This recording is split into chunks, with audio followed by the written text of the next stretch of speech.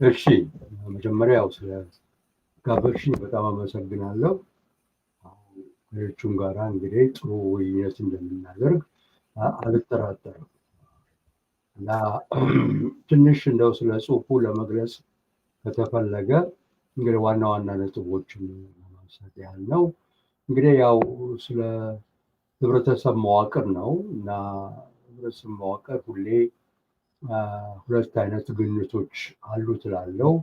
እንግዲህ እዚህ ላይ አማርኛው ለመተርጎም ሞክሬያለሁ ማለት ከኦንላይን አግኝቼ እንግዲህ ቨርቲካል የሚለውን ግንኙነት አቀባዊ በሚል ነው ሲቀርብ ያየሁት። ሆሪዞንታል ደግሞ የሚለው አግድም በሚል ነው። እንግዲህ ምን ያህል ትርጉሙ ጥሩ እንደሆነ ብዙ አልተመራመርኩም፣ ብቻ ለጊዜውም ቢሆን ልጠቀምበት ብዬ ነው። እና እነዚህ ሁለት አይነት ግንኙነቶች አሉ። እንግዲህ አቀባዊ ግንኙነት ራሱ ገንዘብ እንደሚቻለው ከላይ ወደ ታች የሚሄድ ታዛዥ እና አዛዥ፣ ቀጣሪ እና ተቀጣሪ፣ የፖለቲካ ግንኙነቶች እንደዚሁ። ሁለተኛ ደግሞ የመደብ ግንኙነቶች ደግሞ እንደ አስፈላጊነቱ በቤተሰብ ደረጃ ስንወርድ ሚስትና ባል ጋር ያለ ግንኙነት ብዙ ጊዜ ዘመናዊ ባልሆነ ትንሽ ድምፅ አፈን ይላል። ዘመናዊ ባልሆነ አወቃቀሩ ስናየው እንደዛ ይሄዳል። እና ሌላው ደግሞ መታየት ያለበት በዚህ በአቀባዊ ግንኙነት ውስጥ የስልጣን ተዋረድ እንዳለው ነው። ማለት አንድ ወሳኝ ላይ ሁሉን የሚወስን አለ፣ ባለሙ ስልጣን እንደሚባለው። ሌላው ደግሞ በታች ያሉ አሉ እና በደረጃ ይለያሉ። ሁሉ እንግዲህ አንዱ ያዛል፣ አንዱ ታዛዥ ነው፣ አንዱ ያዛል፣ አንዱ ታዛዥ ነው። እንዲህ ነው የሚወርደው ታች ድረስ፣ ቀበሌ ድረስ እንደዛ ነው ኢትዮጵያ ውስጥ የሚወርደው። ሁለተኛው እንግዲህ አግድም ግንኙነቶች የሚለው ነው። እነሱ እንግዲህ በእኩልነት ላይ የተመሰረተ አዛዥ እና ታዛዥ የሌለበት በጋራ ወይም ለጋራ ጥቅም የቆመ ግንኙነት ነው። እና ትልቁ ነገር እንግዲህ በእኩልነት ላይ የተመሰረተ መሆኑ ነው። እና ይሄ ግንኙነት እንግዲህ ምንድን ነው? ብዙ ህብረተሰብ ውስጥ በአጠቃላይ ያለ ነው። ግን ከሰፈር ጀምሮ ሰራተኛ ማህበርን ብንወስድ፣ ገበሬ ማህበርን ብንወስድ፣ ማለት የመንደር ማህበራትንም ብንወስድ እንደ ድር ያሉ የሚሰሩት እንግዲህ በአንድ ጥቅምና በእኩልነት ነው። እና በዚህ የተነሳ እንግዲህ እነዚህ የተለዩ ናቸው። እንግዲህ የኔ ጽሁፍ ዓላማው ምንድን ነው? እንግዲህ ዋናው ነገር የኢትዮጵያ ውስጥ እንደምናየው በየጊዜው ተስፋ እየተደረገ ለውጥ መጣ፣ ዴሞክራሲ መጣ እያል ሁላችንም የተሳተፍንበት የተለያዩ እንቅስቃሴዎች አሉ። እንደውም መንግስትም በተደጋጋሚ ሲወርድ አይተናል። በዛ ጊዜ እንግዲህ ምንድነው የሚፈጠረው? ተስፋ ይፈጠራል። ግን ብዙ ጊዜ እንዳየነው ያው ተደጋግሞ ዲሞክራሲ ሳይሆን አምባገነን መንግስታት ነው የሚቀርቡትና ይሄ ለምንድን ነው ሁሌ የሚከሽፈው? የህዝብ እንቅስቃሴ ለምን የሚከሽፈው የሚለውን ጥያቄ አንዱን ለመመለስ ወዳ ጊዜ ነው ይህንን ልዩነት ያስቀመጥኩት። ለምን አምባገነትን ስርዓቱ ይወልዳል ደጋግሞ የሚለው ላይ ትንሽ የሁለቱን ግንኙነት ማጥናት ጠቃሚ ይመስለኛል።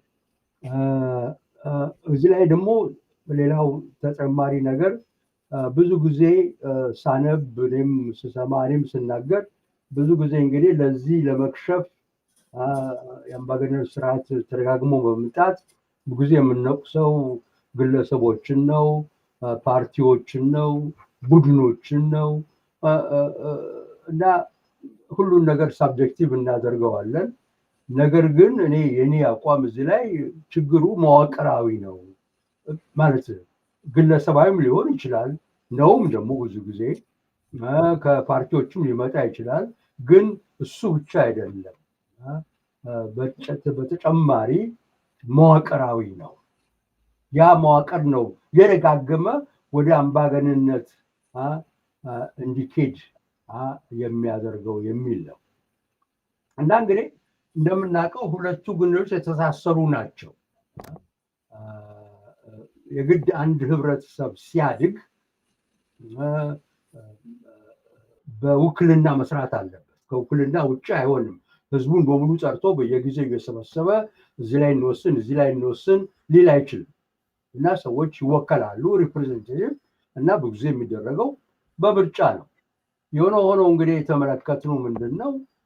እኛ ጋር ብቻ አይደለም፣ የዲሞክራሲ ችግር ነው በአጠቃላይ። ከጊዜ በኋላ በተመራጭና በመራጮች መካከል፣ በተወካይና በተወካዮች መካከል ልዩነት ይፈጠራል። የጥቅም ልዩነት፣ የደረጃ ልዩነት ስለሚፈጠር እንግዲህ አብረው ሊሰሩ አይችሉም ማለት ነው እና እነዛ በእርግጥ እንደው ሰራተኛውን ወይም ገበሬውን መወከል ሙሉ በሙሉ አይችሉም። ወይም ከዛም ወጥተው የመንግስት ስር ወድቀው መንግስትን አገልጋይ ይሆናሉ። ይሄ ብዙ ጊዜ የሚታይ ነገር ነው እና እንግዲህ ጥያቄው እዚህ ላይ ነው ያለው። መንግስት ጋር አይደለም፣ ምን ጋር አይደለም። ዋናው ይሄ ነገር እንዳይከሰት የመረጥናቸው ሰዎች፣ ስልጣን ላይ የተቀመጡ ሰዎች የራሳቸውን ጥቅም አውጥተው ከዛ በኋላ ህዝቡን የሚከሩበት ሁኔታ እንዳይፈጠር ምን ማድረግ አለብን የሚለው ነው እንግዲህ ለመለስ ሞክረው። ይሄም እንግዲህ አንድ መልስ ብቻ ነው ያለው። እሱም ያው የህዝብ ቁጥጥር ነው። ብዙ ጊዜ የምሰማው ምንድን ነው? መብት አለን፣ መብት ይታወጃል፣ መብት ይሰጣል። የሁሉ ምንም ማለት አይደለም። ያለን መብት የምናስከብረው መብት ነው። የማናስከብረው መብት የለም። በምንም ሁኔታ በሱ ተማምተን መቀመጥ የለብንም እና የማስከበሩ ነው ህግ። የመብት መኖሩ ሳይሆን የመብት መሰጠቱ ሳይሆን የማስከበሩ ነው ዋናው ትልቁ ጥያቄ። እንዴት ነው የምናስከብረው?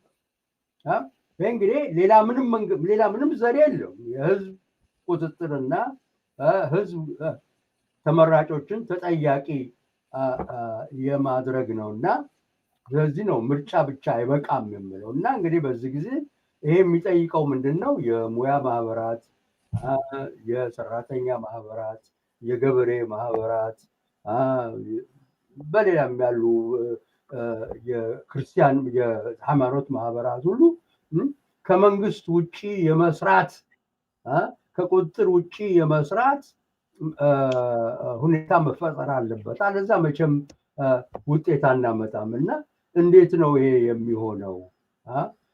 ምርጫ ብቻ አይበቃም። ምርጫ ነፃና ፍትሃዊ መሆኑን መረጋገጥ አለበት። ምክንያቱም ዞሮ ዞሮ ያው ነው እና አሁን ኢትዮጵያ ውስጥ ስንመጣ የምናየው ምንድን ነው? የዚህ የፖለቲካ ግንኙነቶች በሙሉ እነዚህ አግድም ግንኙነቶችን በሙሉ ያዛሉ፣ ይቆጣጠራሉ። ደጋግመን ያው እሱን ደግሞ አሁን በደርግ ጊዜ ከቀበሌ ድረስ ተጀመረ። በሙሉ ሁሉ ነገር መንግስት ቁጥጥር ላይ ነው፣ መንግስት ቁጥጥር ስር ነው ያለው። ይሄ ብቻ አይደለም። እኛ ሀገር ደግሞ አንድ ያለ ሁኔታ ምንድን ነው? መንግስትና ፓርቲ አንድ ሆነዋል። በሁለቱ መካከል ምንም አይነት ልዩነት የለውም። ስለዚህ በፖለቲካ ብቻ የበላይነት መኖር ብቻ ሳይሆን የርዕዮተ ዓለምም የማሰብ መፍትሄም የማውጣት ለችግሮቹ መፍትሄ ማውጣት ሁሉ በመንግስትና በፓርቲ ቁጥጥር ስር ነው ያለው። ትናንትና ለምሳሌ ሲሰማ የተቋቋመው የአጥኚ ቡድን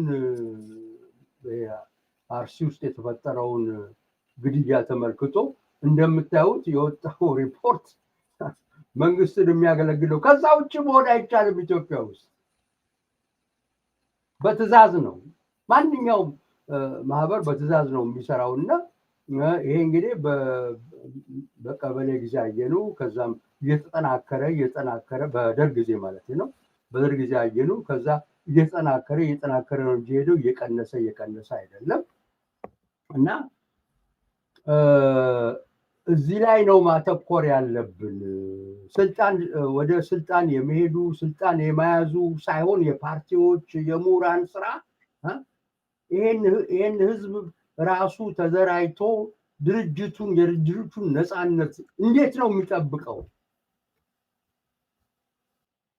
ራሱ እንዴት ነው የሚወስነው? እና እንዴት ነው መንግስት ስር ወይም ፓርቲ ስር የማወድቀው ብለን ካልጠየቀን ከአምባገነት መቼም አንወጣም። እና ሌላው ደግሞ እዚህ ላይ መጠየቅ ያለበት እንዲህ አይነት አሰራር፣ እንዲህ አይነት መዋቅር፣ እንዲህ አይነት የፖለቲካ መዋቅር አንድ ሀገር ውስጥ ሲኖር እዛ ውስጥ እንግዲህ ያሉ ማለት ምሁራን ሆኑ የተለያዩ የህብረተሰብ ክፍሎች በጣም ለስልጣን ስግብግብ ይሆናሉ። አሁን ጊዜ እንጠይቃለን፣ ምንድነው ኢትዮጵያ ውስጥ ሰው ወደ ስልጣን ጠጋ የሚለው? ለምንድነው ደህና እስካሁን ድረስ አስተዋጽኦ የነበረው ሰውዬ ከቶ ለመንግስት ያገለግላል የሚለውን መልስ ማግኘት አለብን። ለዚህ ዝም ብሎ ብቻ እንትን መውቀስ አይደለም። እና ስናየው ኢትዮጵያ ውስጥ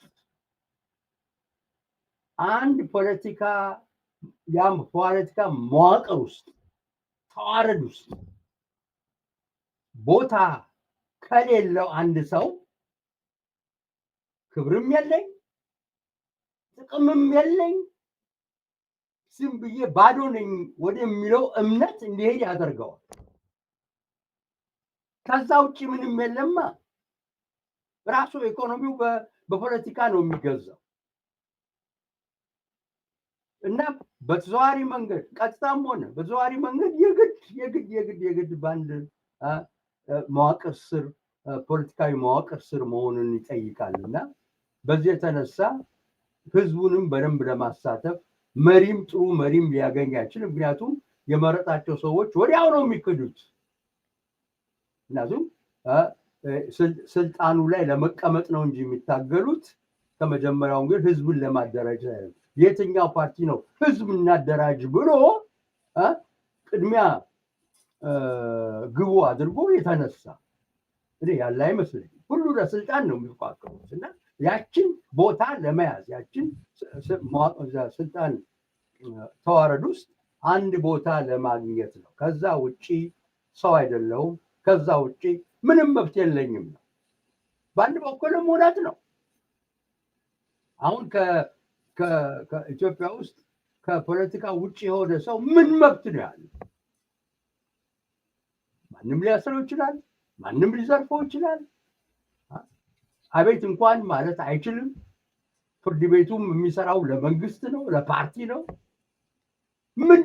እንዴት ነው ኢትዮጵያ ውስጥ እንደው መንቀሳቀስና ትንሽ መብት ማስከበር የሚቻለው? እንደው ወደ ህዝቡ መሄድ አለብን። ህዝቡን ነው ማደራጀት ያለብን። እና ይሄ ነው እንግዲህ መሰረታዊ ሀሳቡ ብዬ እገልጻለሁ። እና አመሰግናለሁ ስላዳመጣችሁ። እኛም እናመሰግናለን። ወደ አቶ ባይሳ ደግሞ ልለፍና እንዴት አገኙት ጽሁፉን? በተለይም ደግሞ በልዩነት ወይንም ደግሞ እንደ ክፍተት የሚያነሷቸው ነጥቦች ካሉ ይሄዱበት። 10 ደቂቃ እሺ፣ ያነሰ ቢሆን ይመረጣል። ካልሆነ ግን መጀመሪያ ፕሮፌሰር መሳይን ላመሰግን እወዳለሁ። አንድም በዚህ ጊዜ ብቻ ሳይሆን ዘወትር በማያወጧቸው ጽሁፋቸው በጣም ደግፋቸዋለሁ። ከሌሎች ምሁራን በተለየ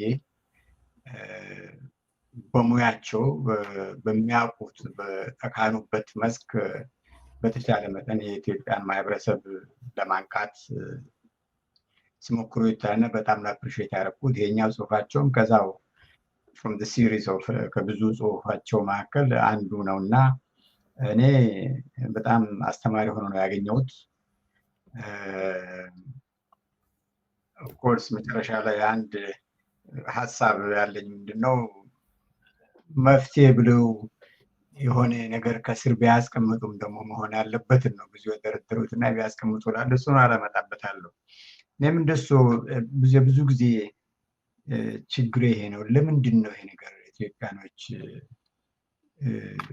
በሌላ ሀገር ህዝቦች እየተማሩ በትምህርታቸው እየላቁ ልቀታም ከማሳየትም አልፎ እስከ ህዋ ድረስ ሳይንስ ላይ ዓለም ላይ ጥሩ የምስክር ወረቀት ያገኙ ኢትዮጵያውያን ወደ ኢትዮጵያ ስንመጣ ግን መሰረታዊውን የሰው ልጅ አብሮ የመኖርን ባህል ማዳበር ያልቻልነው ብዬ ሁልጊዜ ራሴን እጠይቃለሁ። መልስ የለኝም። ምናልባት እንዱ ብዙ ነገሮችን መደርደር ይቻላል እንደ ፋክተር። እኔ ከኢትዮጵያ ተማሪዎች ማህበር ምናልባት ፕሮፌሰር መሳይም በሆነ ወቅት ግንኙነት ያላቸው ይመስለኛል ከጽሁፋቸው እንደማየው እኔ እንደ ወጣት ገና ጁኒየር የዛ ትውልድ አባል ሆኜ ለምስክር የማቀርቡ ምንድነው በዛን ዘመን ዛሬ አሁን የሁሉም የኢትዮጵያ ብሔርና ብሔረሰብ ዋነኛ ጥያቄ ሆኖ የሚቀርበው የማንነት ጥያቄ እኔ በኢትዮጵያ ተማሪዎች ማህበር ውስጥ በነበርንበት ዘመን የማህበሩ ብሔር ጥያቄን እንደ ዲሞክራሲ ጥያቄ ነው የሚያየው። የሚያስቀድመው ዲሞክራሲን ነው እንጂ የብሔር ጥያቄን አልነበረም። የብሔር ጭቆና አለ። ጭቆናው ግን የሚፈታው አገሪቷ ውስጥ ዲሞክራሲ ሰፍን ነው ከሚል አንጻር ነው የሚነሱትና which በግሌ ዛሬ የማምንበት ይሄን ነው። ግን ምንድነው የሚሆነው በታሪካችን ውስጥ ሁሉ ጊዜ እሱ እንዳስቀመጡት ከጥንት ጀምሮ በዘመነ መሳፍንትም ጊዜ የምናውቀው ከዛም ተከታትሎ ሲመጣ የከፋው ሰው ቁጭ ብሎ መነጋገር መደራደር አይደለም መጀመሪያ የሚመርጠው እንደምንም ብሎ ጠመንጃ ገዝቶ መሸፈት ነው። ሸፍቶ መሸፈት ማለት ደግሞ ለፍትህ ነው፣ ለመቀማት እንደ ጃዊሳዎች ለመቀማት ለመዝረፍ ሳይሆን ሲሸፍት ሰው የሆነ ነገር ላይ ሪቮልት እያመፀ ነው። በእንግሊዝኛ ሮቢን ሁድ ከምንለው ጋር የሚስተካከል ነው። ሽፍታ ለበጎነት ነው የሚሸፍተው ሰው ራሱን ተበደልኩ ብሎ የራሱን መብት ለማስጠበቅና ብሎም ደግሞ ያንን ለሌላው ለማስተላለፍ ነው የሚሸፍተው። እና ብዙ ጊዜ ችግሩን የሚፈታው በሽፍታነት እድሜ ልኩን የሚያሳልፋል። ማህበረሰቡ ላይ ግን ለውጥ አመጣም። የኛው ሽፍታ ሲሞት ወይም ቦታ ሲቀይር እሱም ደግሞ ሸፍን ሌላው ይመጣል። ስለዚህ ሁሉ ጊዜ ሸፍቶ አምጾ ወንበሩን የሚተካው ግለሰብ ወይ ቡድን ደግሞ እንዳለፈው እንዳመጸበት ቡድን አክት ማድረግ ጀመረ። በኢትዮጵያችን ከወሰን ተከታታይ የኢትዮጵያ መንግስታት ምንም አይነት የይዘት ለውጥ አላመጡም። ኮርስ አንዳንድ በደርግ ጊዜ ከወሰን የመሬት ራሹና የትርፍ ቤቶች አዋጅን ነገር ማየት ይቻላል። ድሮ ሪኮግኒሽን ያላገኙ ብሔሮች ለምሳሌ ኦሮምኛ ቋንቋ በመጀመሪያ ጊዜ በኢትዮጵያ ሬዲዮና ቲቪ ተነገረ። የእስላሞች በዓል ሁለት በዓል በመጀመሪያ ጊዜ በኢትዮጵያ በዓል እንደዚህ ለውጦች ይመጣሉ። ከዛ በተረፈ ግን መሰረታዊ የሰው ልጅ አስፈላጊ የሆነው የህጋዊና ሰብአዊ መብታቸው አይጠበቅም። ህዝብ አንድ መንግስት ላይ የወጣው ግሩፕ ነው መብቱን አከፋፍሎ የሚሰጠው እንጂ ህዝቡ አይደለም መብት ብሎ የሚጠይቀው። ወደዛ ይገባል። ይህ እስከዛሬ ድረስ በተከታታይ የምንመጣበት ነው። ለምንድን ነው ቢባል ሞር እኔ እሱ ከጻፉት ላይ መጨመር የፈለገው ምናልባት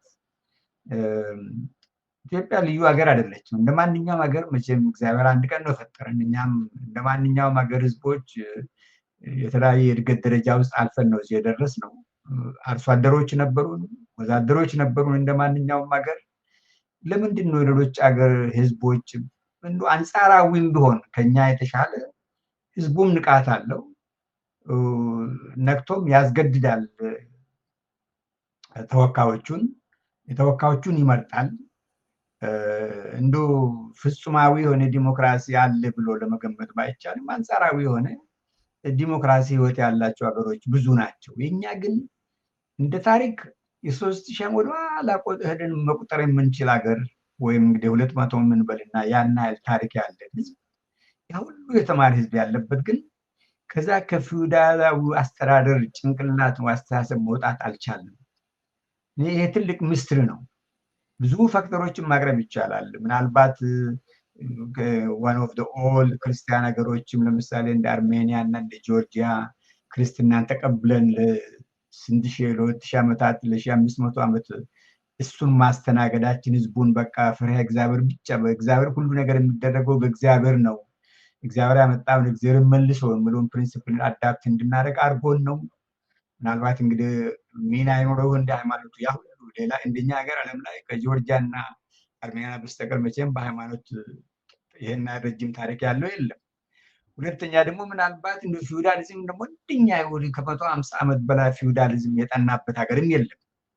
ያ ምናልባት የሰው ልጆችን አብሮ የመኖር የመቻቻል ባህል አጥፍቶብን ሆን ወይ? ለምሳሌ የምንመካበት እኔ እንደ ኦሮሞ የገዳ ስርዓት ዛሬም በስም ነው የምናወራው እንጂ ተመልሶ ሊሰራ የማይችል ስርዓት መሆኑን አምናለሁ። ግን ሶልክ በጽሁፎ እንዳስቀመጡት ምኒልክ እኮ ደቡብን ሲያስገብር ገዳ በወለጋና በጅማ ጠፍቷል። ግለሰቦች ገዳ ስርዓትን አጥፍተው ሞቲ የሚባል ነገር ፈጥሯል። ግለሰብ ንጉሶች ሆነዋል የወለጋና የጅማ ንጉሶች እና ሂደት ነው። ግን እኔ ብዙ ጊዜ የማየው በኢትዮጵያ ምሁራን እሱን አይመለከትም፣ በጣም ነው የማደንቀውት በአቋሙ። ብዙ የኛ ችግራችን ምንድነው? አንደኛ ህዝብን ማንቃት የሚባል ነገር ጭንቅላታችን ውስጥ አይመጣም። እኛ ነቅተናል፣ በክተናል። ይሄ ደግሞ ዛሬ አይደለም። በኢህአፓና በመኢሶን መካከል የነበረውም አንዱ ይሄ ነው። ህዝቡ ነቅቷልና ህዝባዊ መንግስት እናቋቁም ይሉ ነበር የኢህአፓ አብዮተኞች። የመኢሶኖች ደግሞ ገና ነው፣ ህዝቡ አልነቃም። እንዳሉትም እውነትም ህዝቡ አልነቃም። መጨረሻ ላይ ሁለቱንም መሪዎች የሁለቱንም ፓርቲ መሪዎች ሰብስበው ለደርግ ያስረከቡ ህዝቦች ናቸው። የኢትዮጵያ ገበሬዎች ናቸው ሁለቱንም አሳልፈው ሰጥቷቸው። የኢትዮጵያ ወዛደሮች ናቸው አሳልፈው ሰጥቷቸው። ምክንያቱም በቂ ንቃት አልነበራቸውም። ለመብታቸው እንደምታገሉላቸው አልተቀበሏቸውም። አንድም አብረው አልኖሩም ማለት ነው። ማንቃት ተልኳቸውን አልሰረጸም በህዝቡ ጭንቅላት ውስጥ። በምንም ምክንያት የህዝብ ንቃት የሚባለውን ነገር ህዝብ አስቀድመን ህዝቡን ማንቃት የሚለውን ነገር መቀበል ነው ያልቻልነው። እና ይሄ እስካልሆነ ድረስ ደግሞ ጥቂት ግለሰቦች የነቁት ብቻ ስልጣን ላይ አሁን ኢትዮጵያ ውስጥ እንደምናደርገው ቅድም ትክክል እንዳሉት አንድም ፓርቲ ህዝብን የማንቃት ስራዬ ነው ብሎ አጀንዳ ውስጥ አልከተተም። መንቃት የሚባለው ዝም ብሎ አንድ ነገር ለሰልፍ ውጡ ሲባሉ ለሰልፍ መውጣት፣ የተነስቶ መንገድ ላይ ሄዶ ከፖሊስ ጋር ተጋጭቶ የአንድ ቀን መመለስ፣ ከዛ ደግሞ 6 ወር መተኛት፣ ይሄ ንቃት አይደለም። ንቃት ማለት ህዝቦች በየቀኑ በያሉበት ቦታ ስለመብታቸው የፈለገውን ሳክሪፋይስ ለማድረግ ረዲ መሆን አለባቸው። ይህን ደግሞ ረዲ ለማድረግ አይዲያሊ ምናልባት ለመፍትሄው ለጽሁፎ ይረዳል ብዬ የማስበው ይሄን የመንቃትን ትምህርት ልክ እሱ የምኖርበት ስዊድን ሀገር ገና ከዴይኬር ነው የሚጀምረው። ህፃናት መብታቸውን ማወቅ ያለባቸው ገና ሲወለዱ ነው። ይህ ምንድነው? ወላጆች እንኳን እንዳይበድሏቸው መንግስት አጠገብ አለ። ሁል ጊዜ መብታቸውን የማስጠበቂያ መንገድ ነው የሚያስተምሯቸው። ስለዚህ አንድ ህፃን ልጅ አድጎ ፖሊስ ሲሆን ሰውን ፕሮቴክት ለማድረግ ነው እንጂ ለመጉዳት አይደለም የሚሆነው። ዳኛ ሲሆን ፍትህ ለማስከበር ነው የሚሄደው። ሌላ ምንም ዓላማ የለውም። ሐኪም ሲሆን ሰውን ለማዳን እንደሚሄደው፣ ወታደር ሆኖ አገር መከላከል ከጠላት መከላከል እንደሚሄደው ፖሊሲም የሚሆነው ፖለቲካ ውስጥም የሚገባ ሰው ከታች ተቆርቁሮ መጥቶ በዛ መንፈስ ነው የሚያድገው። ሰውን ለመጉዳት አይደለም እና ለማህበረሰቡ ለሀገሩ የሚጠቅመውን ነገር እሰራለሁ ኮንትሪቢዩት አደርጋለሁ ብሎ ነው የሚገባው። እኛ ግን ምንድነው የሚሆነው? እሱ ልክ እንዳስቀመጡት ይመጣል ስልጣን ላይ እንደምንም ብሎ ከተወጣ በኋላ መንግስቱ የፊተኛውን ማጥፋት አለበት፣ የታሰሩትን በሙሉ መፍታት አለበት። ለራሱ ደግሞ እንግዲህ ያው ተቃውሞቱን መልሶ ያስራል እንጂ አዳዲስ ጊዜያዊ ትንሽ ነገሮች ይቀድና ይሰፋ አንዳንድ ቦታና ለውጥ ያመጣ ይመስላል። አት ኤንድ ኦፍ ዘ ዴይ ግን ተመልሶ የድሮውን መሆን ይጀምራል። ለምንድን ነው ስልጣን ላይ ብዙ ሰዎች ለምን ወደ ስልጣን ይመጣሉ የሚለውን ጥያቄውን ለመመለስ ጥቅም አለው። ሴፍቲ ብቻ ሳይሆን እንደ ኢትዮጵያ ባሉ ሀገራት ስልጣን ላይ መውጣት ማለት ሀብታም መሆን ማለት ነው። የፖለቲካ ፓወር ብቻ ሳይሆን አቅሙ ይሰጠዋል፣ ጉልበት ይሰጠዋል። ግን ከሐኪም ከፕሮፌሰር ወይም ከኢኮኖሚ ሊቁ በላይ አንድ ተራ ካድሬ የበለጠ በነፊት ያገኛል። ስለዚህ ሰው በተቻለ መጠን ካድሬ ሆኖ ከመንግስት ጋር ሆኖ ጥቅም ይፈልጋል። የሰው ልጅ ነው፣ አልነቃም። ስለዚህ የተማረው ደግሞ ዳር ቆሞ ነው የሚያው ምሁሩ ያው ኩርናውን ሽጦ ዳር ቆሞ ካድሬው ያዘዋል። ቀበሌ ሄዶ እጁን ከኋላ ጣጥፎ ቆሞ ገና ህፃን ካድሬ ፊት ለፊት ቆሞ ይሰግዳል ግብር ለመክፈል። ያ ንቃት ስለሌለው ነው። ስለዚህ ከታች ጀምሮ ምናልባት ጊዜ ተወስዶበት ከዴይኬር ተጀምሮ ህፃናትን ከታች ጀምሮ ማንቃት ካልጀመርን የዛሬ 50 ዓመት ምናልባት ዛሬ የምንመኘውን ነገር እንደርስበት ይችላለን። ካልሆነ ግን ምንጊዜም አንደርስበትም። ይሄ ግን ለፖለቲካ ፓርቲዎች ነው ህዝቡ ነቅተዋል እንምጣ የሚለው ነገር። ማናቸውም ስልጣን ላይ ቢወጡ ለውጥ አመጡ የሚወጡት ከዚሁ ማህበረሰብ ውስጥ ናቸውና ሌላ ማህበረሰብ ውስጥ አይደለም። ከጎረቤት ሀገር አልመጡም። ተወልደው ያደጉት በዚሁ ሜንታሊቲ ስለሆነ ስልጣን ላይ ወጥተው እንደ ግለሰብ ትንሽ ለውጥ ያመጡ እንደሆነ እንጂ ምንም አይነት ለውጥ ሊያመጡ አይችሉም። አንድ ቦታ ላይ እዚህ ቦታ ችግር ሊያማጽም ይችላል፣ ግን ሌላ ቦታ ደግሞ ችግር ይፈጥራሉ። እና ይህን ጥቅም ስልጣኑን ከስልጣን ላይ ከወጡ በኋላ ለማስቀረትም ንቃት ነው የሚጠይቀው። እሱ የሚኖሩበትም ሀገር እኔ የሚኖርበት ሀገር አሁን ጠቅላይ ሚኒስትር ማለት ምንም ማለት ቤት አይሰጠው መኪና አይሰጠውም፣ ስራ ነው። ለሐኪም የሚደረገው ነገር ከሚደረገው በላይ እሱ አይደረግም። ለሾፌር ከሚደረገው በላይ እሱ አይደረግም። በቃ ዜጋ ነው። መርጠህ ነው ፖለቲከኛ የሆንከው። ለአንተ ልዩ ጥበቃ አያስፈልግም። ፖለቲካ የማትፈልግ ከሆነ ደግሞ ውጣ። ሙያዬ ነው ብለህ ከሃይስኩል ጀምረህ ኢንጂነሩ ኢንጂነር ሲሆን አንተ ፖለቲካ መርጠህ ከገባህ ስራዬ ነው። ለኢንጂነር የማይደረገው ጥበቃ፣ የማይሰጠው ቤት፣ የማይሰጠው መኪና ለአንተ የሚሰጥበት ምክንያት የለም። መርጠህ ነው ገባው፣ ስራዬ ነው። እዛ ደረጃ ያለ መድረስ እንግዲህ ንቃት ነው። ትልቁ ችግሩ ከመደምደም በፊት እንግዲህ ትልቁ ችግሩ ግን መንግስት የነቃን ህዝብ አይፈልግም። ምክንያቱም የነቃ ህዝብ ለአስተዳደር አያመችም። መብቱን ይጠይቃል። ሁል ጊዜ መንግስትን ይገዳደራል። መብት ነው አትንካኝ ይላል። መንግስት ደግሞ በተፈጥሮ ጨኳኝ ነው። ሌላ ምንም የለውም። በሃይራርካል ሶሳይቲ ውስጥ እንዳሉት ተፈጥሮ ላይ ሲደርስ ሌላ የተለያዩ ኢንተረስቶች ሪፍሌክት ማድረግ ይጀምራል። እና ይሄንን የነቃን ህዝብ ለማፍራት ነው ትልቁ ችግር መሆን ያለበት። ዛሬ የተነቁት ስልጣን ላይ መውጣት ሳይሆን ህዝቡን አንቅቶ ራሱ መብቱን ጠያቂ፣ ራሱ መብቱን ተከላካይ፣ ራሱ መብት ዘብ ቋሚ መሆን አለበት። ያ እስካልሆነ ድረስ ግን ማንም መጥቶ ስልጣን ላይ ቢወጣ ሆሪዞንታሉ እንትን እየጠፋ እሱ እንዳሉት ቨርቲካሉ ነው ሁልጊዜ የሚወሰነው። እሱ ደግሞ እንደ ሀገራችን ኖረንበታል 100 ዓመት ለውጥ አያመጣም።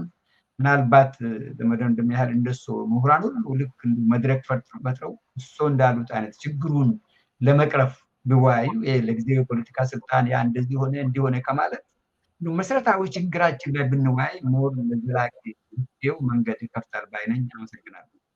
እሺ፣ አመሰግናለሁ። ገለታው ያንተን እይታ ደግሞ እንስማ። በጣም አመሰግናለሁ። በቅድሚያ ፕሮፌሰር መሳይን ደግሜ እንደገና ማመስገን ወዳለሁኝ። ተገቢ ነው። በጣም ካሉን ምሁራን በእውነት በብዙ እጥፍ ሄደው ሲደክሙ ያለሁኝ። በጣም ብዙ ሀሳብ እንድንቆፍር በተለይ ወደ ፖለቲካ ጠጋ ያለው ህዝብ ማህበረሰብ አጥብቆ እንዲጠይቅ መተሳሰሪያ መርሆዎቻችን መዋቅሮቻችንን እንድንፈታትሽ የሚያደርጉት ነገር ይሄ በጣም መሰረታዊ ነገር ስለሆነ እጅግ በጣም እኔ አከብራቸዋለሁኝ። በእውነት በዚሁ እንዲቀጥሉ ነው እንደው መጠየቅ የምወደው እና ይሄ በጣም ወሳኝ ነው። ብዙዎቹ የጎደሉን ነገሮች እነዚህ ናቸው ብዬ ነው የማምነው። በፖለቲካችን አካባቢ አጥብቀን አንጠይቅም። አንዳንዶቹ በጣም ሲመረመሩ ባዶ የሆኑ ሀሳቦች ናቸው። ችግር ብለን የያዝናቸው ችግር ላይሆኑ ይችላሉ። የችግር ትንታኔዎቻችን በጣም ላዩን ይሆናል እና ያ ትንታኔ ደግሞ ወደ ተሳሳተ መደምደሚያ ይወስደናል። ያ መደምደሚያ ደግሞ ችግር አለመፍታቱ ብቻ ሳይሆን ሌላ ችግርም ሆኖ ሊመጣ ይችላል ማለት ነው። ስለዚህ ያነሱት የመዋቅር ችግር ጉዳይ በጣም ምገዛው የሚያስተምር ነገር ነው። በሁለት የከፈሏቸው የአቀባዊና ምንድነው ደግሞ ሌላው አግድም የተባለው ብለው ያነሱት ችግር መሰረታዊ ችግራችን ነው። እየተንከባለልን በአንድ ችግር ላይ እንድንቆይ የሚለው ነገር በጣም አስተማሪ ነው። ሌሎች ወንድም እህቶችም በዚህ ጉዳይ ላይ ቢወያዩ ከዚህ መድረክም ሌላ መድረክ የተዘጋጀ ውይይት ቢያደርጉ ጥሩ ይመስለኛል። ሪዮት ታስታውሽ እንደሆነ አንድ ፕሮግራም አዘጋጅተሽ ነበረ። የዚህ አብዮቱ ነው የምን 50ኛ ዓመት ፕሮግራም ስታዘጋጂ እንዲሁ አንቺው አሳይመንት ስለሰጠሽኝ ለራሴ ለመማር አስብ ነበር እና እንግዲህ ያ ትውልድ አሁን ፕሮፌሰር መሳይ እና አቶ ባይሳ ያሉበት እኔ ደግሞ እንዳጋጣሚ አልነበርኩም እና ያ ትውልድ ያነሳቸው 3 መሰረታዊ ጥያቄዎች አሉ። በጣም ምገዛቸው መሬት ላራሹ ይሉናል አንደኛው፣ ሁለተኛው የቡድን ጥያቄ፣ ብሔር ጥያቄ የተባለው እና ህዝባዊ መንግስት ናቸው። እነዚህ 3ቱንም ባጠና 3ቱም አልተመለሱም። በጣም የሚያሳዘነኝ ያለመመለሳቸው ብቻ አይደለም፣ ሌላ የኔ ትውልድ አንድ ጨምሯል፣ አንድ ጥያቄ እና አሁን 4 ጥያቄ ይዘናል ባይ ነኝ። 4ኛው ጥያቄ እንደምታዩት ኢትዮጵያ ፈራሽ ናት ነው የሚለው ህገ መንግስቱ። እንግዲህ እቺ ደግሞ አትፈርስም የሚለው የሉዓላዊነት ጥያቄ፣ የኢትዮጵያ ዘላቂነት ጥያቄ፣ ዩናይትድ ኢትዮጵያን የመገንባቱ ጥያቄ እንደውም ከመሬት ላራሹ ጥያቄ ሁሉ የበለጠ ሌላ ከባድ ጥያቄ ተጨምሯል እና እውነት ነው ትልቅ ጥያቄ ያስፈልጋል። ለምንድን ነው የማንወጣው ከችግር ብቻ ሳይሆን ችግር ስለምንድን ነው የምንደርበው? ራሱ እንዴት እዚህ ላይ እንወድቃለን? እየቀነስንም እኮ አልሄድንም። በጣም ያስገርማል። ስለዚህ እውነት የፐርሶናሊቲስ ችግር ብቻ ሳይሆን እንዳሉት ፕሮፌሰር አሁን በዚህ ጽሁፍ ላይ እኔ በጣም እንትን ያልኩት ከዛ ባሻገር ውቅሩ ችግር አለበት የሚለው ነገር በተለይ ያነሱት ይሄ አግድም የተነሱት እነዚህ የማህበራት ምናልባትም ሲቪክ ድርጅቶች መባል ይችል ይመስለኛል። የሲቪክ ማህበራት ጉዳይ በኢትዮጵያ ውስጥ በጣም የሚያሳዝን ህይወት ነው ያለው። በእነሱ ውስጥ ራሱ ተፈጥሯቸውን እየሳቱ እንዲሄዱ በማድረግ መንግስት ሲጫወትባቸው፣ ስልጣን ላይ ያሉ ሰዎች ሲጫወቱባቸው እናያለን እና የእነሱ ቁጥር መሳሳት።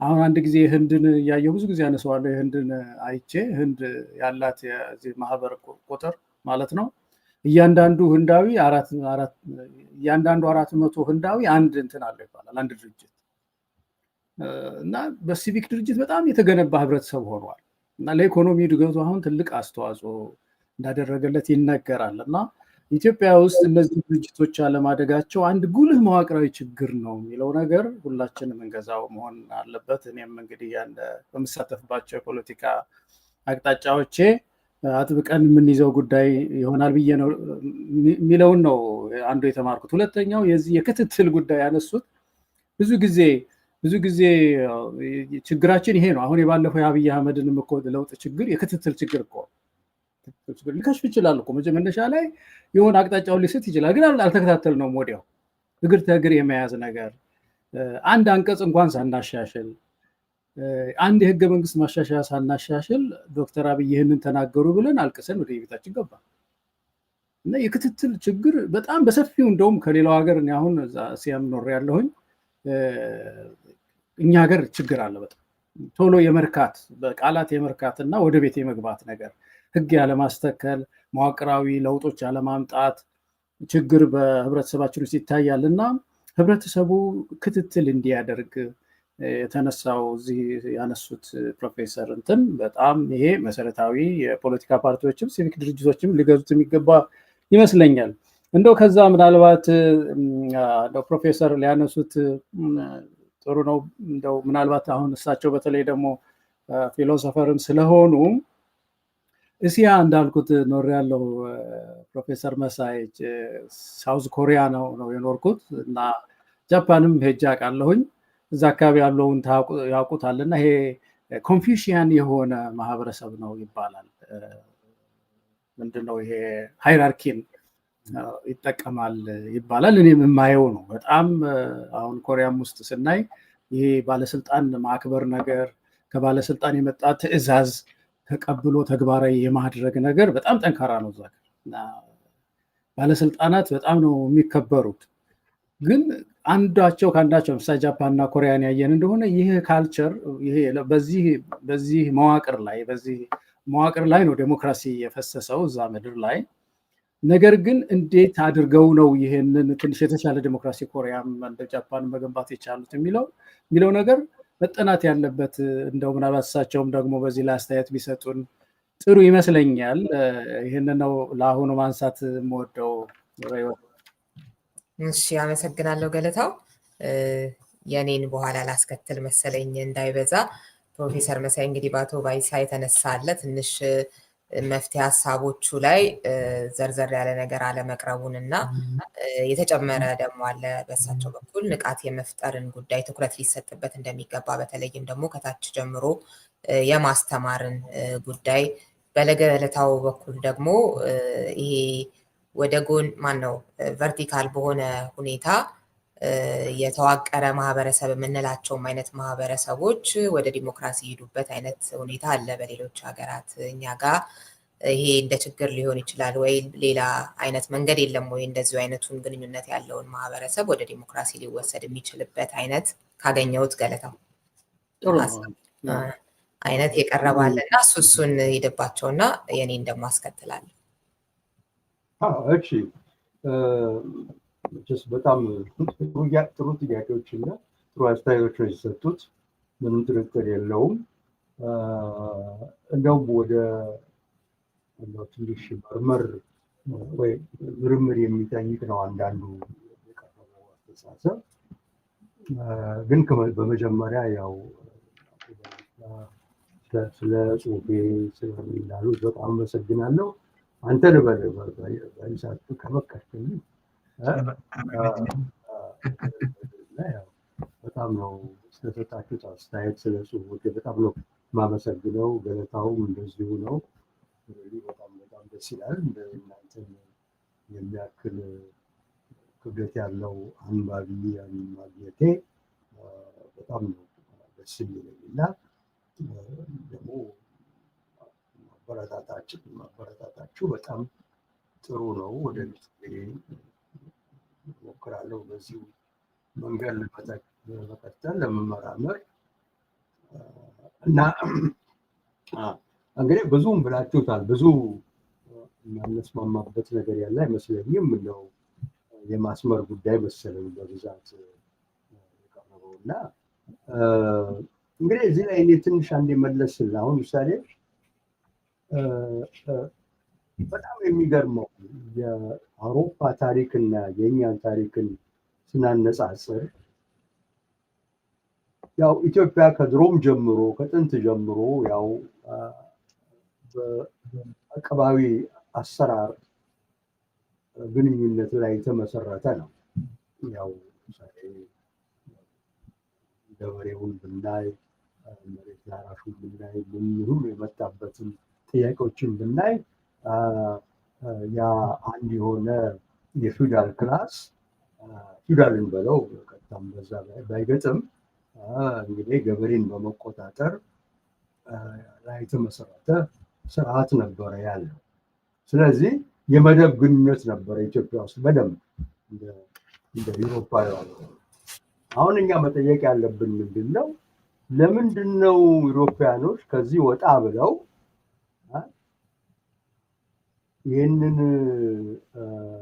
አቀባዊ አሰራር ወይም ግንኙነቶች ቀንሰው የህዝብን መቆጣጠር የህዝባን ቁጥጥር ችሎታ ያሳደጉት እና ወደ ዴሞክራሲም ለመሸጋገር የቻሉት የሚለውን ጥያቄ ነው እንግዲህ እንድናነሳ እኔ በኩሌ የምፈልገው።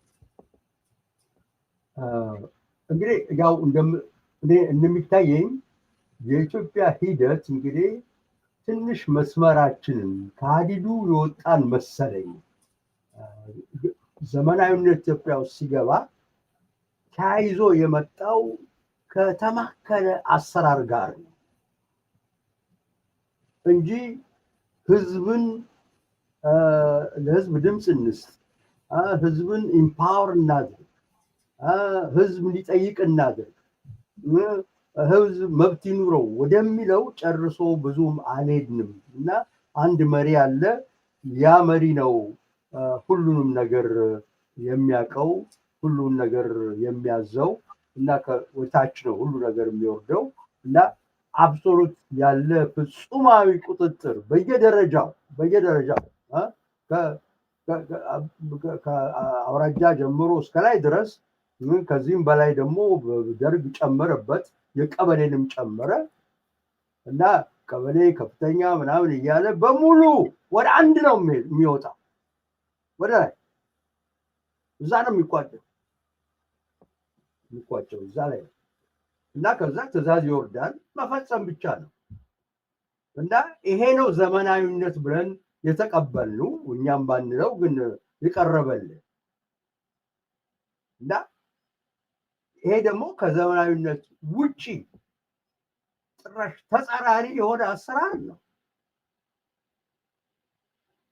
እና ይሄንን ነገር ተቀምጦ የአንድ ሲስቴም በቃራ ሁሉን የሚቆጣጠር ሲስቴም መቋቋም በእውነቱ ከዛ በኋላ መስራት ያለብን ለውጦች በሙሉ ሊመጡ አልቻሉም። እና ያው በ60ዎቹ የተማሪው ማህበር መጣና የተማሪው እንቅስቃሴ መጣና እሱ ደግሞ ወደ ሌላ የበለጠ የተማከለ አሰራር ማለት ሶሻሊዝም ወደሚለው በሙሉ መንግስት የያዘው መንግስት ሁሉን የሚቆጣጠርበት ከመሬት ጀምሮ ከቤት ጀምሮ ከፋብሪካ ጀምሮ ሁሉን መንግስት የሚያስተዳድርበት ስርዓት ውስጥ ወደቅን። አሁን ያኔ ማነው ደርግን የጣሉት ወያኔ እና ሌሎች መጥተው ሲሉ አንዳንድ ነገር መዋቅር ለውጥ ያመጣሉ ብለን አስበን ነበር። ምንም ያንኑ መሬት የመንግስት ነው፣ ይሄ እዚህ ነው፣ ይሄ እዛ ነው የሚለው ያንኑ ነው እንደገና የቀጠሉት። ምክንያቱም ለአምባገነን ስለሚመች ማንም የለወጠ የለም። ከዛም ደግሞ የመጣው መንግስት ያው ያንኑ ነው አጽድቆ የሚሄደው እና አሁን ከወያኔ መንግስት ወደ አብይ መንግስት ስንመጣ አንዲት ለውጥ የለም። ጭራሽ የባሰ አምባገነት ነው የተፈጠረው። እና ምንድነው እኮ በለውጥ ስም እየመጡ ሰዎች ምንም የማያወጡበት ምክንያት ምንድን ነው? እና ይገባኛል በዚህ ጊዜ እንዲህ የአካባቢ ስርዓት በጣም በከፍተኛ ደረጃ ሁሉም ነገር የሚቆጣጠር ከሆነ ሰዎች ምንም ምርጫ የላቸውም። የሰላም ትግል አይቻልም፣ ተደራጅቶ መታገል አይቻልም። ያለው እንግዲህ ባይሳ እንዳልከው ቅድም መሸፈት፣ መሳሪያ አንስቶ መዋጋት ነው። ሌላ ምንድን ነው የኢትዮጵያ ህዝብ ያለው ሌላ ምርጫ በአሁን ጊዜ? ለምሳሌ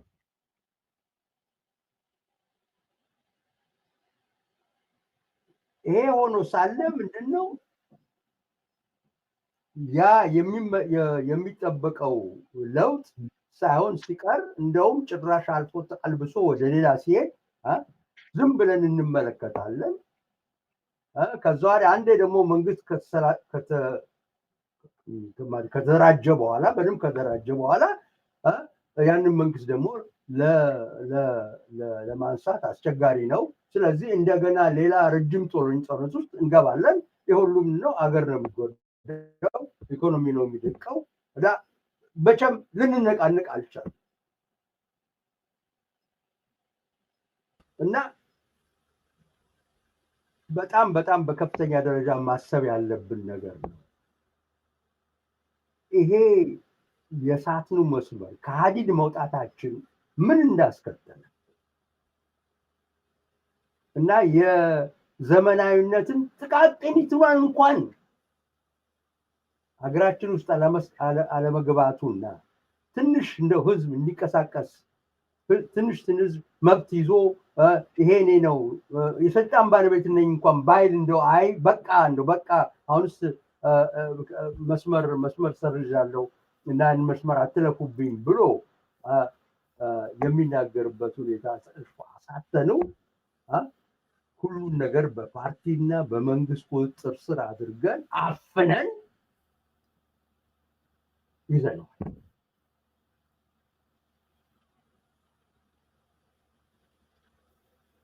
በዚህ ላይ ደግሞ የህዝብ እንኳን ሊነቃ በዚህ ሁኔታ ጭራሽ እንደው ወደ እንዳልኩት ወደ ስልጣን አምልኮና ስልጣንን ማክበር ወደዛ ደረጃ ነው። ቅድም ባይሳ የጠየቀው እነዚህ የኤዥያ ገለታው ሶሪ ይቅርታ ገለታው ኢስት ኤዥያ ኮሪያ ደቡብ ኮሪያ ምናምን የነሱ ሁኔታ እንግዲህ በተሻለ መጠን ብዙ ራሴ ኢንተረስት ስለነበረብኝ ለማጥናት ሞክሬያለሁ። ምንድነው የነሱ ሚራክል? የነሱ በእንደዚህ ደረጃ በዛ አድገው ዲሞክራሲ መስርተው ይኸው በኢኮኖሚም ከፍተኛ ቦታ ሊይዙ የቻሉት ብዬ ስጠይቅ እንግዲህ ብዙ መልሶች አሉ። ያው ብዙ ጥናቶች አሉ እዚህ ላይ ተሰሩ። እዚህ ላይ እንኳን ምንም የሚጎል ነገር የለም፣ ግን እንደው ማቀነባበር ነው የሚያስፈልገው። ዋናው ነገር እኔ የማየው ሪሊ አንደኛ እነዚህ ሰዎች በተለያዩ ጊዜ በሂደት ነው ወደ ዴሞክራሲ የመጡት። ማለት አብዛኛዎቹ ወታደራዊ አገዛዝ ስር ነበሩ፣ አምባገነናዊ ስር ነበሩ ለብዙ ጊዜ። ነገር ግን ምንድነው እኔ የማየው በብዛት የኮሚኒስት ቻይና እና የቪየትናም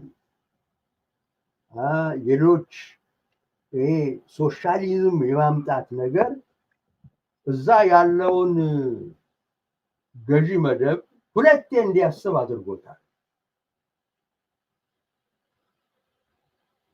ይኸው ምንድነው ይሄ ኮሚኒዝም እኛ ጋር ሊመጣ ነው፣ የማይቀር ነው። እንዳይመጣ ምን ማድረግ አለብን ብለው አንደኛ ኢኮኖሚ እድገት፣ ሁለተኛ ለቀቅ አድርጎ ወደ ዴሞክራሲያዊ ስርዓት መሸጋገር ነው። እና ይሄ እዚህ ላይ ትልቁ ነገር ማየት ያለብን የልሂቃኑ መስማማት ነበር። እንደኛ አሁን እንዳለው ግማሹ ሊበራል፣ ግማሹ ሶሻሊስት፣ ግማሹ ኮሚኒስት፣ ግማሹ ኤትኖ ናሽናሊስት ሆኖ አይደለም። እንዲህ የተከፋፈለ ልሂቃን የትም አገሪቷን የትም ሊያደርሳት አይችልም። እና አንድ መስመር ይዘን እዛ ላይ ተስማምተን ያንን ተከትለን ወደሚያመጣው ውጤት መሄድ አለብን ብለው ወስነዋል። እንግዲህ ይሄ በአንድ በኩል ራሳቸውን ለማዳን ነው ትልቁ ነገር። አሁን በጊዜ በጃንሆይ ጊዜ ምናምን ነገር እንመልከት እስቲ። ያን ሁሉ አመታት ሲገዙ እና ደግሞ ተማሪው መንቀሳቀስ ሲጀምር የለም ይሄ ለዚህ ነገር መልስ እንዴት እንስጥ፣ መሬት ላራሹ የተባለው ነገር መልስ እንዴት እንስጥ? ምክንያቱም ለእኛ ነው ጥቅሙ። ከኛ ከወጣ ህዝብ ከዛ በኋላ ሁሉን ነው የምናጣው። ሰልፍ ሰርቪንግ እኮ ነው። ሪፎርም እኮ የሚመጣው በሰዎች ፍላጎት ወይም በጎ አድራጊነት አይደለም። ሰልፍ በራስን ለመርዳት፣ ራስን ከውድቀት ለማዳን፣ የራስን ጥቅም ለመጠበቅ ተብሎ ግን ይሄን ነገር ለማድረግ እንዲህ አይነት ስርዓት መፈጠር አለበት ብሎ ወደ ዴሞክራሲ ሰዎች ይመጣል። ዩሮፓም እንደዚሁ ነው። እና ብዙ ጊዜ በዚህ ጀርባ የምናየው ናሽናሊዝም ነው። ሀገራቸውን አሁን የጃፓን ግልጽ ነው። ሀገራቸውን ለማዳን ከኮሎኒያሊዝም ከውድቀት ለማዳን ብለው ያው ብዙ ደረጃ ሄደው መጀመሪያ በኢኮኖሚ ያደጉ፣ ከዛ በማይሆን ሁኔታ ጦርነት ውስጥ ገቡ። ከዛ ጦርነት ግን ተማሩ፣ ተሸነፉ፣ ተማሩ በደንብ እና የት ጋር እንዳለ እውነተኛ የአንድ ሀገር ኃይል የት ላይ እንዳለ ገባቸው። እሱም መገንባትና ኢኮኖሚውን ማሳደግና በዚህ ደግሞ ያለውን ግንኙነት ማሻሻል ላይ ወደ ዴሞክራሲ ነው ብለው አምነው ነው። እና የኛ ልሂቃን ግን የኛ በየጊዜው የሚመጡት አሁን ወያኔን ብንወስድ እነዚህም አሁን ያሉትን ብንወስድ ሁሉ ምንድነው ጨርሶ አይታያቸውም። ነገ ተጠያቂ ናቸው። ነገ ይወድቃሉ። ነገ ሌላ ሸፍቶ ይመጣና ስልጣናቸውን ይቀማቸዋል።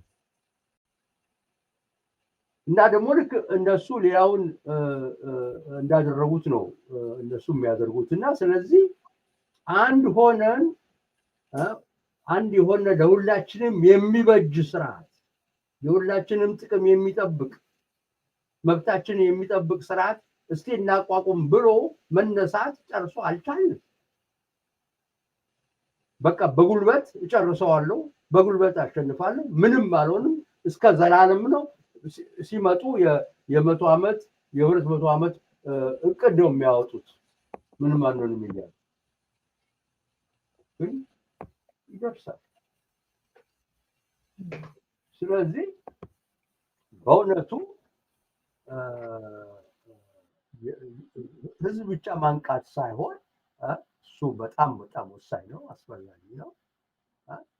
ይሄ ራሱ ያለው ሊቃን የምንለው ካፒታሊስትን ባንለው ግማሹን ምሁር ባንለውም ግማሹ ፖለቲካ ሊቃን ያሉት እነሱ ፓርቲነን ምናምን ብለው የያዙ በሙሉ እነሱ እንዲገባቸው ያስፈልጋል። ግን አሁን ኢትዮጵያ ውስጥ 80 ፓርቲ ባለበት 80 ነው እንግዲህ 90 ገብቶ እንደራቀው ባለበት ሁኔታ እንዴት የሆነ አንድ ሁሉን የሚያቀፍ ፕሮግራም እንደሚወጣና ወደ መንግስት ምስራታና ወደ ዴሞክራሲ እንደምንሄድ በጣም ነው የሚያስቸግረኝ። ምንድን ነው ልዩነታቸው?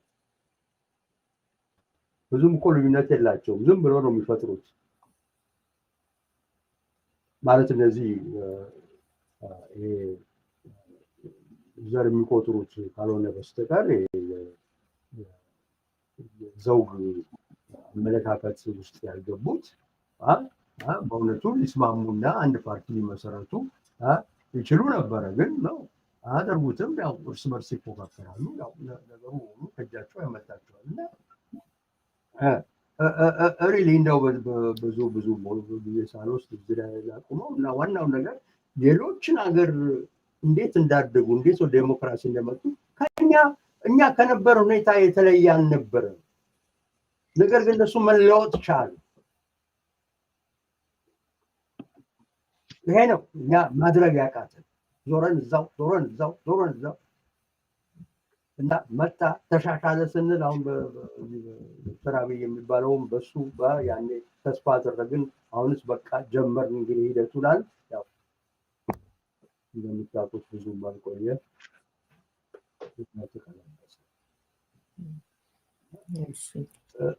ይሄ ነው ብዙ የማያውቅ ህገ መንግስት እንጻፍ ሲባል እሰማለሁ። ህገ መንግስት እኮ የሚጻፈው ለመንግስት ስልጣን ለመስጠት አይደለም፣ እንዴት እንቆጣጠረው የሚለው ጥያቄ የሚወስነው። ምን እናስቀምጥ፣ ማየት መዋቅር እናስቀምጥ፣ ይሄንን መንግስት ያለውን መንግስትና ፓርቲ ለመቆጣጠርና ተጠሪ ማነው ተጠያቂ ለማድረግ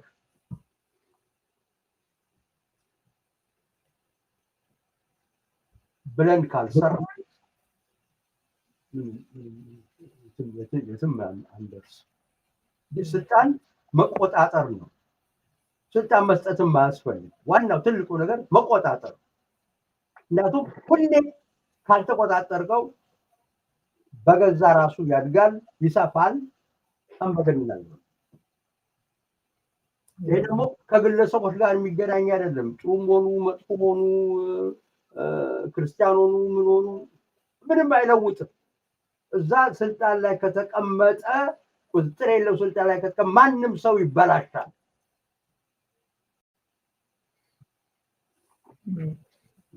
እሱ ለማወቅ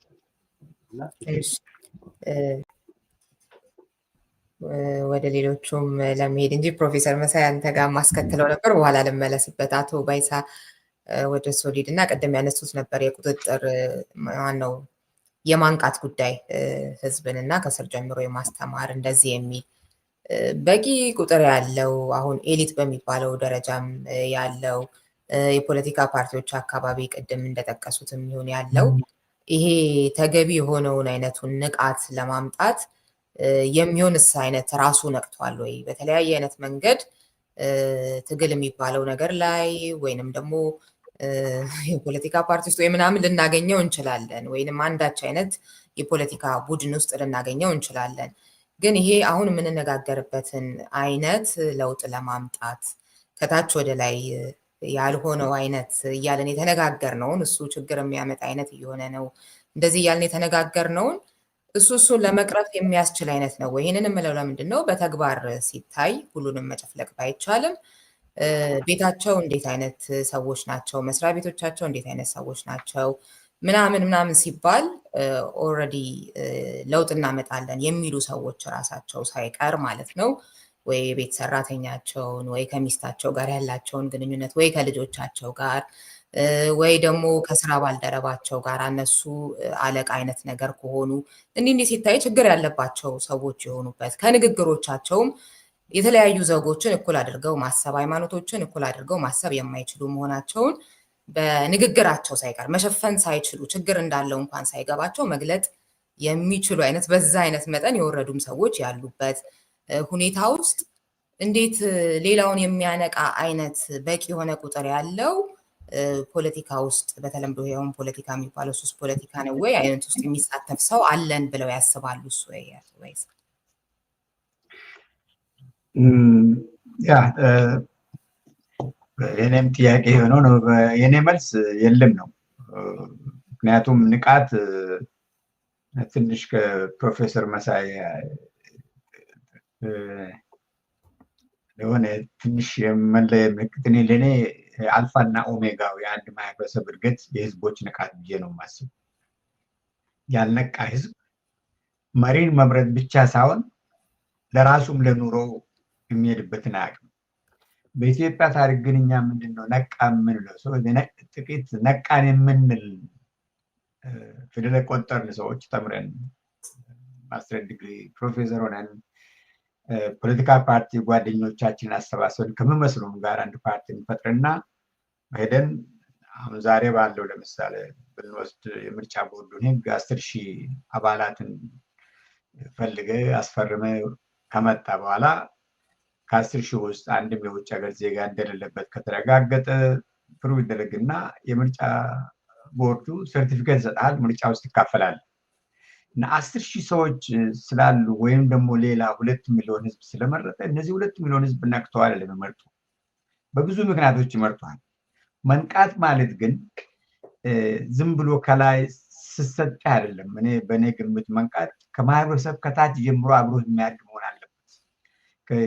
ልክ የሚያስተምሯቸው ልጆችን እዚህ አለመስረቅን፣ አለመዋሸትን፣ ሰውን አለመንካት፣ ተነጋገር። ለምሳሌ ልዩነትን ከህፃን ሆነ የ5 ዓመት ልጅ ሆነ አንተ ክፍል ካለው ጋር መደባደብ ለምሳሌ የእንስሳት ባህሪ እንደሆነ ጉልበት አትጠቀም፣ ከአንተ ጋር ካለ ልጁ አተወያዩ ብለህ መድረክ እየፈጠርክ በእንደዚህ አይነት ልጆችን ማሳደግ እና ሲያድጉ ያንኑ ይዘው ወደ ፖለቲካ ዓለም ሲመጡ ከሰው ጋር አይጣሉም፣ አይደባደቡም፣ አይሰርቁም፣ አይዋሹም። ባህል ሆኖ ነው የሚያድገው ወደ ላይ።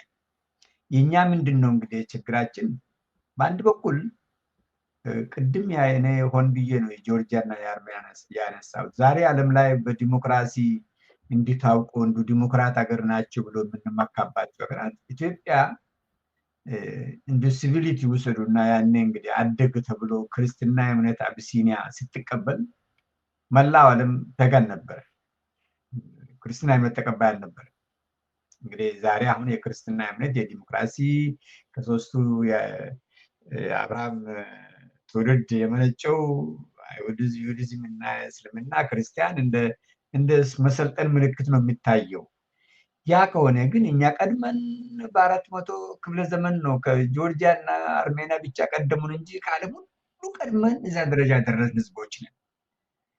ግን ምንድነው እንዲያደርገን?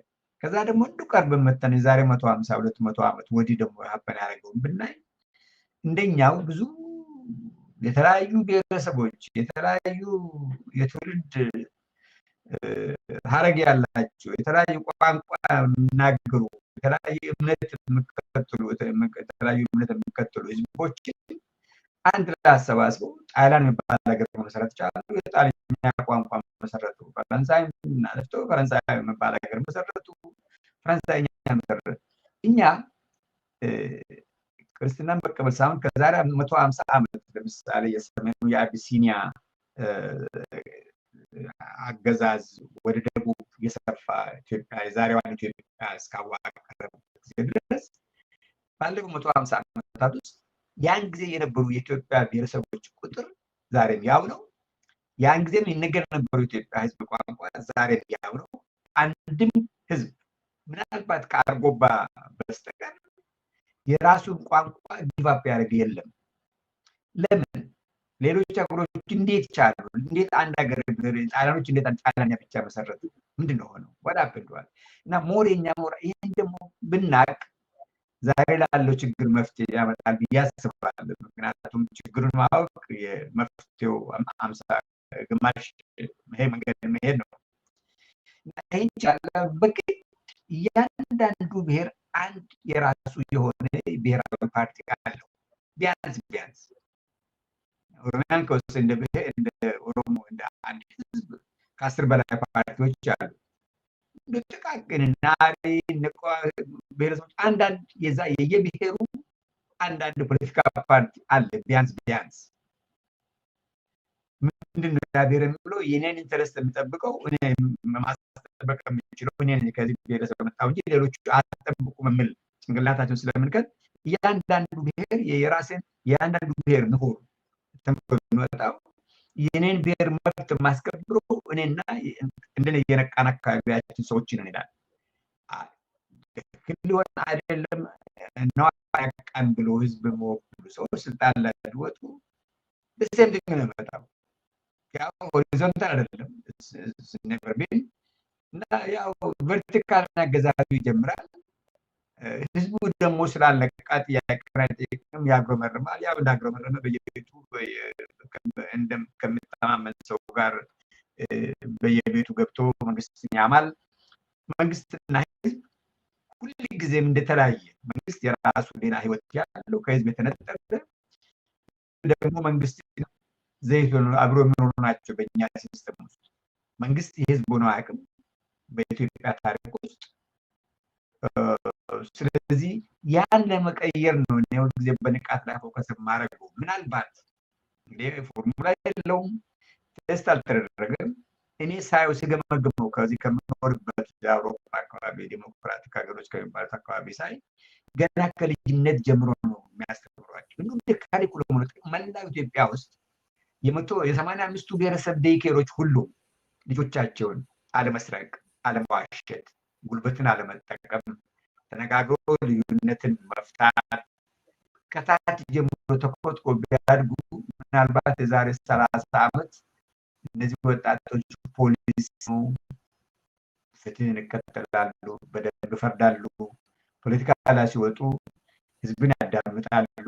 ምክንያቱም ሲወርዱ ተጠያቂነት እንዳለ ያውቃሉ። አንድ ትልቁ ችግር የኛ ተከታታይ መሪዎች እንደፈለጉ ህዝቡ ላይ የሚጨፍሩበት ምክንያት ተጠያቂነት የለም። ስልጣን ላይ ያሉ አይጠየቁም። ከስልጣን ላይ ሲወርዱ ደግሞ በህጉ መሰረት አለ የሚቀጡት። የበቀል ቅጣት ነው የሚቀጡት። ያ ደግሞ ሌላ በቀል ያመጣል። ዛሬ ስልጣን ላይ ወጣው የተበቀለውን ሰው ሌላው ደግሞ እሱ መጥቶ ይበቀለዋል። የበቀል ቅጣት ነው ይሄ፣ ፍትሃዊ ቅጣት አይደለም። ትናንት እንዲያደርጋለሁ ብላለ እሱ ያደረገውን ነው የምትደግመው። ትናንት አንተም ወንድም ገደለውን ሰው ዛሬ የምትገለው ልዩነት የለውም። አንተም ገዳይ ነህ፣ እሱም ገዳይ ነው። እና ሞር ይሄ እንዳይሆን አንድም ሰዎቹ ስልጣን ላይ ሲወጡ መልሶ በስነ ስርዓት በህዝብ ፊት ስላደረጓቸው ስለፈጽሟቸው ግፎች ጠያቂ ቢሆኑ በፍትህ በህጉ መሰረት ቢጠየቁ ሰዎች ምናልባት ዛሬ ከሚፈጽሙት ግፍ ወደኋላ ሊመለሱ ይችላሉ። ሁለተኛ ደግሞ ከታች ጀምሮ አሁን በደንብ አውቃለሁ ፕሮፌሰር መሳይ መንግስት ዛሬ የዛሬ 15 ዓመት ገደማ ነው መሰለኝ የዩኒቨርሳል ዲክላሬሽን የተባበሩት መንግስታትን ዶኩመንት ኢትዮጵያ ራሷ ኦፍኮርስ በምርጫ አይደለም ያለፈው፣ ሁሉም በአክላሜሽን ነው ያለፈው እና ኢትዮጵያ ራሷ የተካፈለችበት ማርቀቁ ራሱ የኢትዮጵያ ልዑካን የነበሩበት ዶኩመንትን ወደ ኦሮምኛ ተርጉሜ በኦሮሚያ ክልል ውስጥ እንደ ፖኬት ትንሽ ኪስ ውስጥ የምትገባ ነገር አድርጌ አንደኛ የህግ ባለሙያዎች ማህበር ነበረን ያን አሰርተን ኢትዮጵያ ውስጥ ማከፋፈል አልቻለም። አልተፈቀደልንም። ይህ እንግዲህ የተባበሩት መንግስታት ድርጅት ኢትዮጵያም ያለችበት አዶፕት ያደረገችው ዶክመንት ነው። የፖለቲካ ፓርቲ አይደለም፣ የማንም አይደለም። ለምንድን ነው እዛች 28 አንቀጽ ነው ያላት መሰለኝ ረስቻለሁ። ዩኒቨርሳል ዲክሌሬሽን ፓወርፉል ስቴትመንቶች አሉት። እሱን በኪሱ ይዞ ህፃን ከአንደኛ ክፍል ጀምሮ እንዱ በየቀኑ ቢያነበው ጭንቅላት ውስጥ ይቀረጻል የሚል እምነት ስላለን ይህን ለማድረግ መንግስትን ስጠይቅ በጭራሽ አይቻልም፣ አትሞክሩ ተባለ። በጭራሽ ዛሬም እንዱ የሚቻል አይመስለኝም ብንሞክር፣ ግን መሞከር አለብን። በህገወጥም መንገድ ቢሆን ህዝብን መብቱን ማስተማር። ይሄ የተነስና መንግስት ገልብጥ አይደለም። መብት ተፈጥሯዊ መብት ይሄ ነው፣ ሂውማን ራይት። ህገ መንግስታዊ መብት ደግሞ ይሄ ነው፣ ህጉ የፈቀደልን ብለን በህገወጥም መንገድ ቢሆን ማስተማር ብንችል ከታች ጀምረን ምናልባት ለውጥ ያመጣ ይሆናል እንጂ ዝም ብለን ከላይ ያለ ነው ዛሬ ነገ ከ10 ዓመት በኋላ እዚህ ምድር ላይ ማንኖር ሰዎች እኛ ብንማማር ለውጡ የኛው ንቃት ይሆናል እንጂ እኛ ደግሞ በቀላሉ መንቃት እንችላለን። የተማርነን እንመራመራለን። በተለይ በነፃነት ከምንኖርበት ሀገር ማንም የሚያግር ያለ ፍርሃት መተርተር እንችላለን እያንዳንዷን አንቀጽ ወስደን። ኢትዮጵያ ውስጥ ግን በህገወጥ መንገድ ቢሆን እነዚህን መሰረታዊ የሰው ልጆች መብትን የዝም ብሎ ወርክሾፕ ሰዎችን ሰብስበው ማስተማር አይደለም የሚለው በመሰረታዊነት ቀበሌ ህፃናትን ከዛሬው ጀምረን በኮትኩተን ብናሳድግ በማህበረሰብ ደረጃ የዛሬ 20 ዓመት 30 ዓመት ለውጥ ሊመጣ ይችላል ብዬ አስባለሁ። አመሰግናለሁ።